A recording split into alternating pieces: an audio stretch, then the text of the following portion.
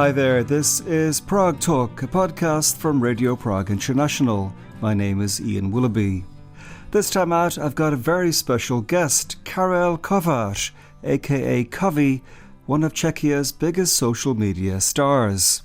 Kovy shot to fame through witty, entertaining videos on YouTube over a decade ago and reached a remarkable 1 million subscribers on the platform this year. And Karel Kovy discusses a wide range of topics, from hosting the Czech equivalent of the Oscars to butting heads online with Andrej Babiš in this edition of Prague Talk.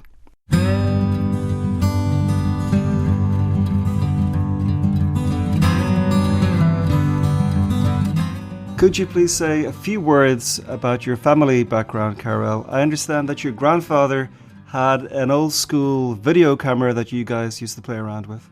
It was very crucial, yeah, I guess. Looking back, his constant recording of sometimes very basic moments with family, but these moments really made me feel like there is always something to be recorded, even though it doesn't really seem like something interesting is going on. If you see the recording a few years after that, you realize, wow, that was actually pretty amazing because this person is no longer with us or something like that. So, how old were you at the time around? Well, I guess it was kindergarten and then the first years of the grammar school. So I think I was around like 6, 7, 5 or something like that. And were you instantly kind of performing for the camera? Yeah, I guess so. Yeah.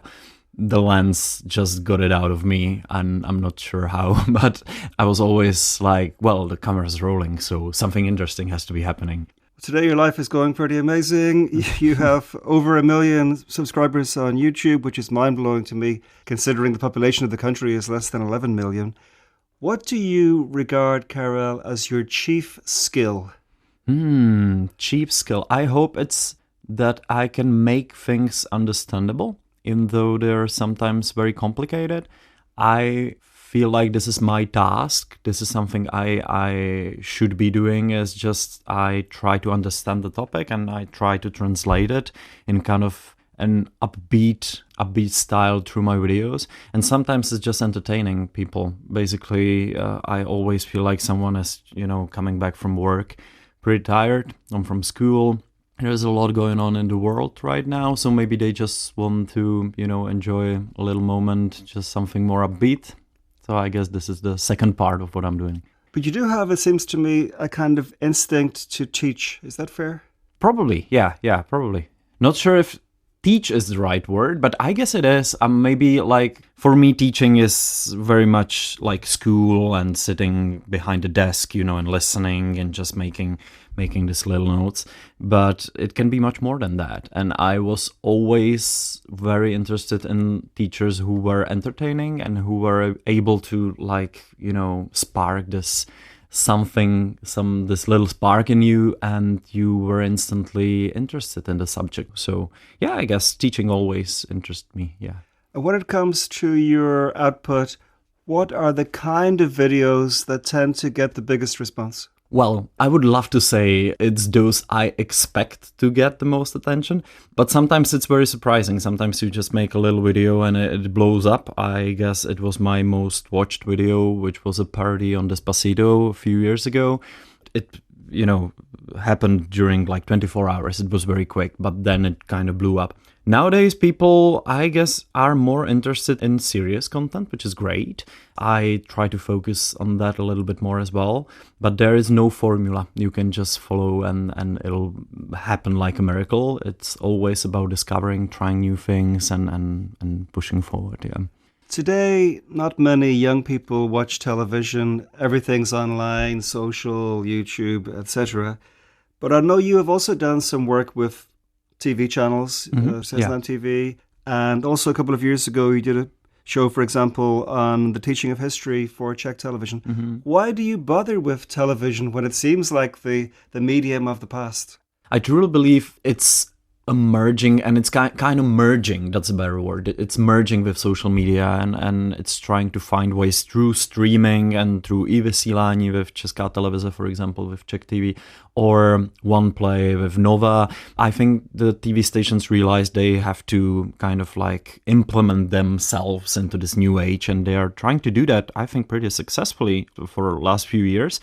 But for me, it's about the dialogue between generations. For me, for example, Dancing in Stardance was a chance to speak to maybe a bit older generation that was back then not on YouTube. And through little interviews after the dances, I felt like we are trying to create this bridge between generations, grandmas and grandpas maybe watching the television with their kids or grandkids, and they have something in common, which was a nice feeling. And I guess that's the reason why television is still super interesting to me, even though I do not watch it as much. It always feels like a bit of a step up if you do, for example, a documentary for TV about some topic than a YouTube video with more time, maybe more resources, and a team that you have. So for me, it was an amazing opportunity to create a documentary. I presume Stardance meant that you were instantly recognizable to everybody, whereas previously it was more younger people who would have been maybe speaking to you on the tram or whatever. Yeah, I remember I was signing crosswords. Crosswords, yeah, the word just left my brain. Crosswords to some old lady who met me near the metro station, which was very surprising to me. But then the COVID hit and it kind of all went to lockdown and stuff, so I didn't notice it as much. But since then I realized that probably my name and my videos are now much more familiar to people who are basically not always watching YouTube and social media. This year also you hosted the Czech Lion Awards for the first time. It's not the biggest show on TV, but it is the Czech Oscars, and it does get a lot of attention. It does, yeah.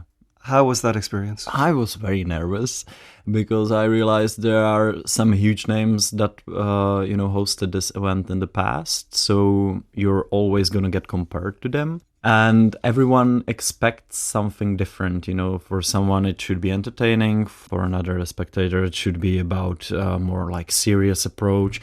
So you just have to accept that you won't please everyone, and you have to choose your path and kind of make it your own, which all these things I try to apply. And I guess like from my side, I was pretty okay with the outcome. I was very nervous, so I was like, maybe I'll screw up someone's name, or it'll go badly, or I will forget about like one category, and nothing like that happened. So it was pretty great for me, and working with the team was just the best. Like the best people are putting that show together. So it was a big pleasure for me to experience it. Yeah. Also this year I saw you on the red carpet at Kovy interviewing people like Michael Douglas and Dakota Johnson. Do you get any nerves in a situation like that? Well, I guess my position was kind of good because I was by the end of the line of the journalists who interviewed these celebrities. You were one of them. So I had time to observe and kind of like understand their mannerisms and their mood that they came there with. So I think it was maybe a bit easier for me by the end to kind of guess what kind of approach should I choose to make them feel okay, but it was very new to me. So I was quite nervous with Dakota Johnson because she felt like, not in the best mood probably, but I guess it all went pretty nicely, and in the end it was a great experience for me because this was the first time, So meeting Michael Douglas and Dakota Johnson, Peter Sarsgaard, Vicky Krieps, every single one of these people are a bit different. They communicate differently. And for me, the interesting thing is you are the interviewer. There is a huge celebrity and you just have this moment to get something interesting out of him.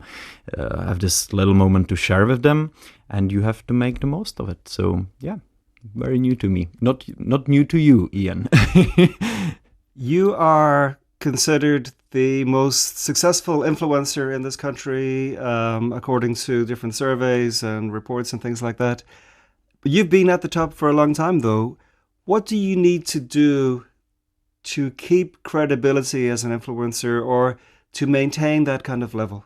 Yeah, I guess the level now is shared. Like, I always kind of refute this idea of having one biggest influencer because it just shifts so quickly. And sometimes, people have a viewership for a year and then not so much. For me, it's about understanding that you don't have to be everywhere and you don't have to be on the top the whole time, because I think then you try too hard and people will notice and people will be tired of seeing you all the time. So I guess it's about understanding this. And for me, after like so many years of doing this thing, is just about enjoying moments that I have with no phone. I have offline with my friends and family and my partner, and traveling, and sometimes not recording for the first time in my life. For the last few years, there were moments or weeks I just kind of switched off.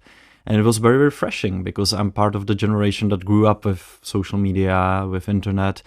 So this is something I learned, that, it's not about being on the very top the whole time. It's just about, doing what you feel you should be doing, and not allowing the pressure to get to you, because then, with social media and you being the person, it can get pretty wild, and it's not very healthy for your mental health. Thinking about yourself in terms of numbers, of reach and engagement, then it can be defining, like you start to define yourself based on the reach that you have, and that's a pretty dark path. Yeah. And in the past, did you have problems with that? Yeah, because it's very tricky, Sometimes your viewership, lowers, and then you start to think that your life is not as interesting. And I witnessed some of my colleagues, to be this kind of like, no, I don't know what to say, like matchmakers or something. You just try to, pair up with people who are hyped up or who are very popular nowadays. So you associate with somebody else who's also like very well known, to improve your visibility. To improve your visibility, and you change your friend group, depending on who is more popular.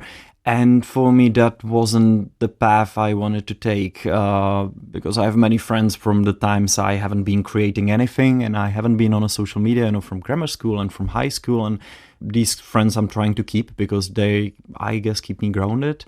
I have a few friends who do the same job as me, but not as much as in the past, because I learned that, you talk about work the whole time and it can seem much more important than it actually is in your life. Big influencers must get a lot of offers to collaborate in various ways. Have you ever in the past done something or partnered up with somebody or some organization and then regretted it? Yeah, it can be tricky because, you get a lot of offers, and sometimes it's very hard to like tell what is okay and what is not. I guess my fault, because I still don't have a manager. I still trying to manage everything myself, and maybe that's the problem. But there was this one like charity kind of like video and organization that was kind of like tricky and scammy. I haven't noticed it before. It was a few years ago. But, usually I see these red flags and I'm trying to avoid these. And I'm trying to be very skeptical when someone approaches and I don't know the organization or the company or the person. So I'm trying to do my research. But sometimes, something can slip through and it happens. Yeah. You were already very popular when you were about 20 years old, when you came out as gay. Mm-hmm. Was that a hard step to take? I guess it was hard because I was already out, but not for the people online, and people were, speculating. And one thing that bothers me is it's still the same, if there is a celebrity and people are guessing, are they with a guy, are they with a lady, they kind of like pressure the person to, come out. Which is, I think, problematic because, everyone needs their time to kind of like figure it out. For me, it was during my teenage years. So from this point, from this day, when I look back, I see it as something great because it allowed me to really understand myself. Because I was trying to, understand my identity. So it was like very kind of like self-discovering path that I took for like 3 or 4 years, and it like made me realize who I truly am, what I want to do, why I am the way I am. And I guess not everyone has this chance. So yeah, for me it was very hard when I came out to my family and my friends, because I was so afraid that I'm gonna lose someone. You never know the reaction of the other person. I did not, but then I had to do it for the second time through my book and through the video. And what was the time gap between the two comings out? I think it was like 2 years, something like that, yeah. Also, I presume the public response was positive, no? I guess the reason was that I first came out through my book, which was basically read just by my, followers and people who were watching me, who were interested in me. And but I'm sure at the same time, though, the tabloids the next day would have jumped on that. Sure, but the reason why I wanted to do it through the book was because I knew if I will film the video will be trending, and many people will be like, yeah, you're just trying to be interesting, trying to force this kind of thing, we are not interested. So I was like, yeah, I'm going to do it my way through the book, to the closest of my viewers. Then maybe tabloids will write something about it. But then the video, after like a few months, I filmed the video, and then it felt like it's behind me. It felt like it's part of me. It's nothing defining, and it's just part of my identity. It's one of the many things people know about me, and it's very refreshing for me that I don't have to identify 100% through my sexuality. It's just one of the many, many aspects of who I am. And I can just live and do not really think about it and do not analyze it. It's very refreshing to come out. Yeah. Living in Prague, I think it's easy to assume that Czechs are very laid back about other people's sexuality. Yeah. Have you ever, though, had any situations where you've been made to feel uncomfortable or even worse because of your sexuality? Well, yeah, uncomfortable looks and something like that, you just learn to live with it. Some people can't help it. I'm not sure if I don't blame them, but I experienced many of them. I think it got a little bit better through those almost 10 years now, or 8 years I've been dating.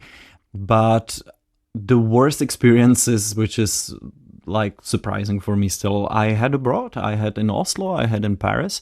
So for me, it was surprising because, through legislation, you feel like these countries are well ahead of the Czech Republic. But the atmosphere in the streets sometimes can be a bit different than from what it seems through media, for example, or through legislation. So I guess for me, it's still, I'm probably not the right person to ask because I don't look that much different. If you meet me, there are some people who are sticking out more, and for them it's maybe much harder with the looks and with these little notes that are being mentioned, through like passing. Yeah. So I guess I'm still like pretty, let's say, normal looking, even though I don't like the word, to people who can meet me on the street. You are engaged to your fiancée, Mira, but in this country, so far, we don't have marriage equality. Mm-hmm. What's your plan with regard to getting married? Well, I think we'll just celebrate it. I think we'll just enjoy our day like it's a wedding. But yes, it is not, and it still can't be a proper wedding. There was a slight improvement a few years ago with the partnership, or I'm not sure how to translate partnerství. Probably like this. It's a bit better than registration, because before then I was like, I'm not a car, why should I be registered somewhere, But it's still not equal. And I guess this is the main point of the whole thing. It's just like you have two people who are happy together, who want to maybe, create family, who want to contribute to the society, who are paying their taxes. Everything is equal, but not marriage. Have you got a date for your not legal wedding stroke marriage? This sounds like we are two gangsters with a legal wedding somewhere, hidden in the woods. We still don't have a date. We are still trying to figure out what would be the best concept for this date and for the big day. So we're still trying to figure it out, and we are pretty busy with work. So I guess we are still waiting for the perfect moment to come. We are looking forward to that, surely. Some of your videos take on politics, and you have come out against Andrej Babiš a couple of times.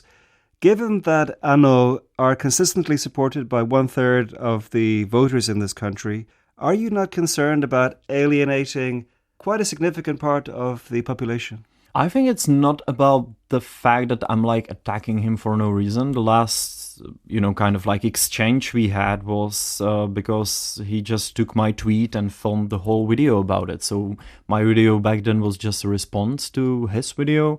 It was kind of a little parody, and then he never filmed anything about me again, which I guess was successful. And I really haven't filmed anything about him ever since. It was always part of the video that was about elections. He was one of the candidates, so he had his fair share of minutes in that video, but nothing, really like targeting him. So I guess it's not about alienating anyone. It's just about like describing what do you see in the campaign, what topics are being, brought up. And I'm preparing videos for these elections as well. And I'll be talking about everyone, about every single campaign, not about ANO or Babiš, but about Spolu as well, and Stan and Pirates, and all the other parties that are running this year. And I'll be trying to like show the different approaches that these candidates have.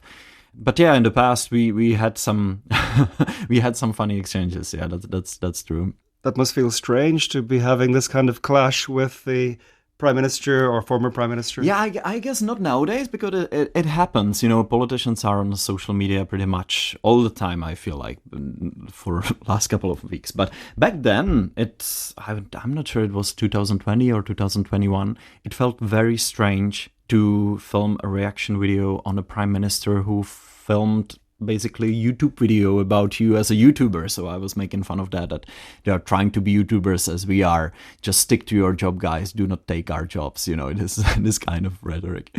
And as somebody who's so great on social media, how do you view the way that Czech political parties use it? It's very interesting to see the transformation from the past elections, because there's just so much content right now. So for me, who wants to analyze it, there is like hours and hours of content that I have to go through, because so many politicians understood that if they want to reach a younger generation, they have to do it through social media. But I think some of them maybe underestimate meeting people in person, because this is exactly what happened to me. And I understood that, just like meeting people face to face and having these kind of offline events helps tremendously. So I think maybe a lot of politicians nowadays are too fixated on social media and reach and likes.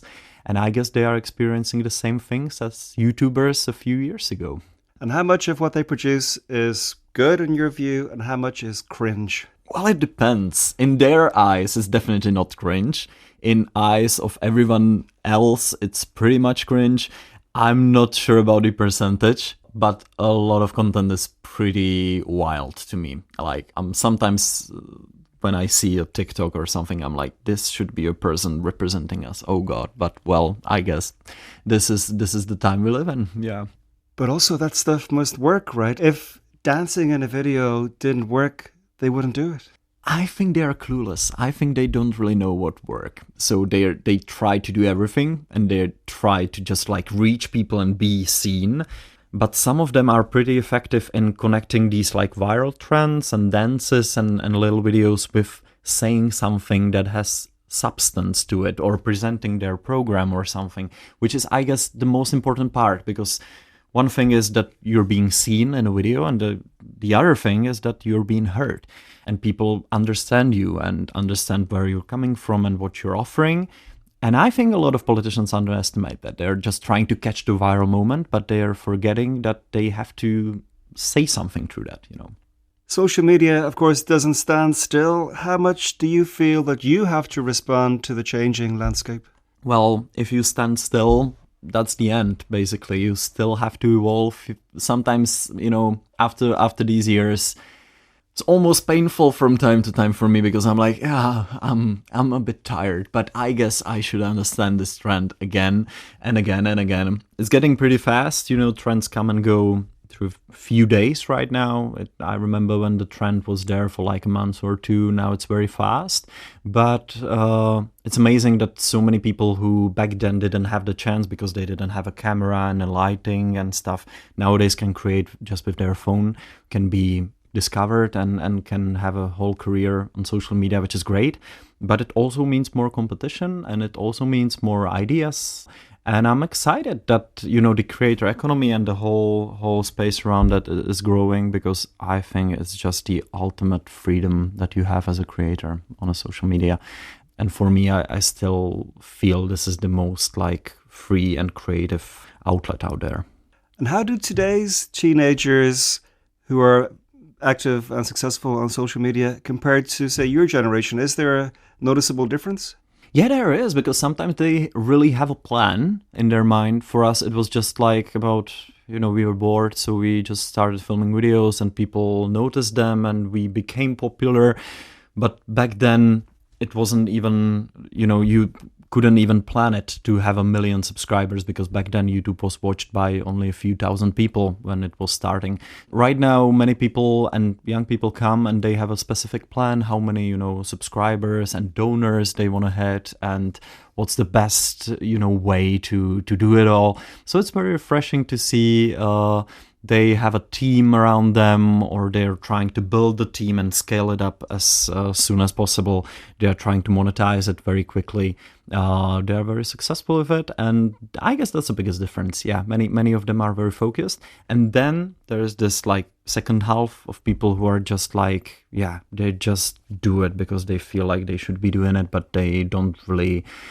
it's very effortless and they don't really have a big plan with it. They are just filming because, they want to entertain other people. And after a year or two, they just, go on with their life and continue. Yeah. My final question, Karel, is there any area you'd like to explore, or ambitions that you have, or big projects that you're hoping to start in the future? I guess for me nowadays, it's about finding directions for what I do, the best possible directions, because I still want to feel that I grow. I have new challenges in front of me and I just do not recycle myself. So it's about like keeping the whole thing going and finding new ventures, new people I can partner with, and new projects I can be part of that are exciting and challenging and maybe out of my comfort zone. So I still feel there is a challenge for me in front of me.